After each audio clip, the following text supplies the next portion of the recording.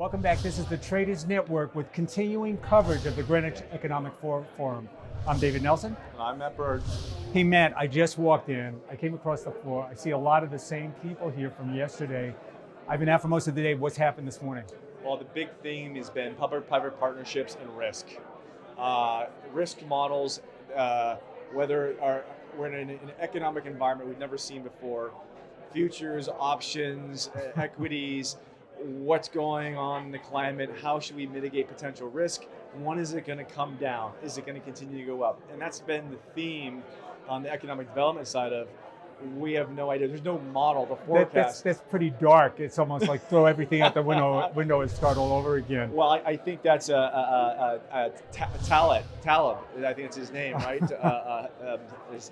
Well, he's the one. He called the end of the world, and he was correct. And so it's a great call. Well, he's calling another one, but this time he's saying we can foresee this a little bit, but we got to re-engineer some new models. And I think that we need to do some social-based engineering on the forecasting side, because it's going to take a lot more than one mind to figure out any potential outcome of when this thing tops off and starts to. It seems we push the limits of the economic model as we know it, and so it's probably a good call. Given his history, I'm going to listen to it. I think it's a great thing. Julian Tate, the editor-in-chief of FT Financial Times, moderated that panel. She did such a terrific job. I'm glad to see FT getting involved in events like this at the Greenwich Economic Forum.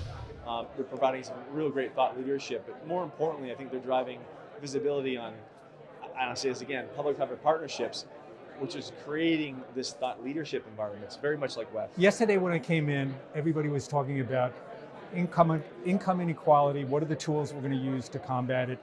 Anything forward today on it? Anything new? No. Yesterday, equality on multiple fronts was a hot topic. Today, it was really about economics, China-U.S. relations, which I think you've got an update from the capital markets. Yeah, actually, it was just a couple hours ago that it looked like a pushback on the signing of a potential phase one deal. Markets didn't like that at first. It was an initial sell-off. I think investors, and frankly Americans, I think they're getting used to the fact that this is a dynamic that isn't going to go away with a single trade deal. It's probably something we're going to be living with over the next decade, and we're going to have to rethink that. Well, if I was Trump, I wouldn't want to go away, actually. I'd want to bleed this thing out from a political standpoint. Well, you want the deal to close right at the right time. And there seems to be some theater going on. Well, there's an election coming up. There is an election coming up. And where the market is and where the economy is a year from today could really make or break anybody's election bid. So obviously everybody's watching this, and it's going to be the theme as we approach an election news cycle. So it continues. I'm looking forward to continuing. It's like watching reality TV on the political stage. It's actually quite entertaining. Listen, bring it back to the public-private partnership stuff. You live actually here in Greenwich. I do. This is my home. What do you think about all this? This is amazing. I've been here in the past, and to walk in here and see the titans of finance and the political backdrop that exists here, these are some of the brightest minds on the planet, literally in one room at the same time. I don't think I've ever seen anything like it, certainly not in this town.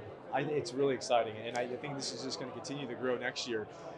Earlier today, I had a chance to interview your mayor. And I actually I'd love for you to spend a little one-on-one time. I am. I have a lot of questions for him. Okay. I'm a resident, so. You are a resident. Hey, Bell Point.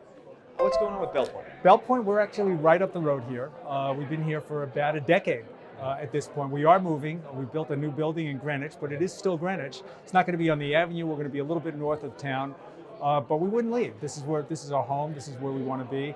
And everybody's been great in the transition, and we're excited about it. We want to spend the next 10 years here. I'm thinking about moving here actually now, so it's going to be real fun.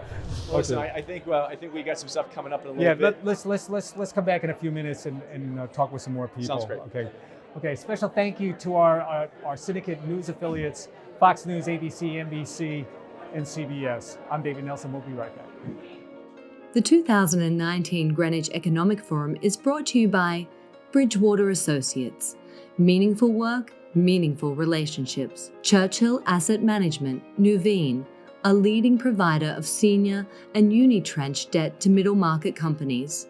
Ropes & Gray, bright past, brilliant future. Aurora Capital, inspiring partnerships.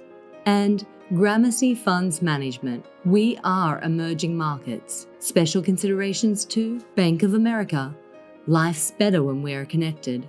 Noah Private Wealth Management, a leading wealth and asset management service provider in China.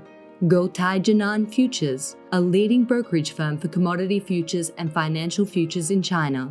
China Industrial Securities, a comprehensive financial group providing full-spectrum financial services in Hong Kong.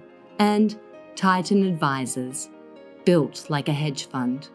Special thanks to the Financial Times and Greenwich Business Institute for hosting us. And thank you to all the sponsors who helped make this event possible.